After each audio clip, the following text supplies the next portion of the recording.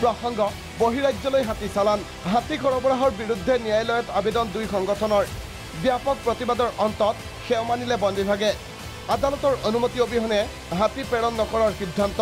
গুজৰাটলৈ ৰথযাত্ৰাত ব্যৱহাৰৰ উদ্দেশ্যে ৰাজ্যৰ বন বিভাগে 4টাকৈ হাতী প্ৰেৰণ কৰিব বিচৰা বিষয়টোক লৈ এক প্ৰকাৰ বেকফুটত ৰাজ্য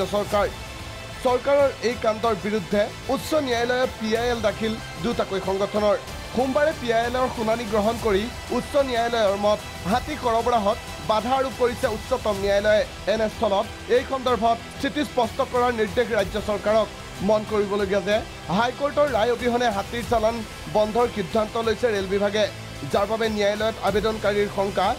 বিকল্প ব্যৱস্থাৰে হাতীৰ চালান দিব পাৰে ৰাজ্য চৰকাৰে এই সন্দৰ্ভত আদালতৰ ৰায় অবিহনে হাতীৰ চালান দিয়া নহ'ব বুলি হাইকোৰ্টত জনায় ৰাজ্য চৰকাৰে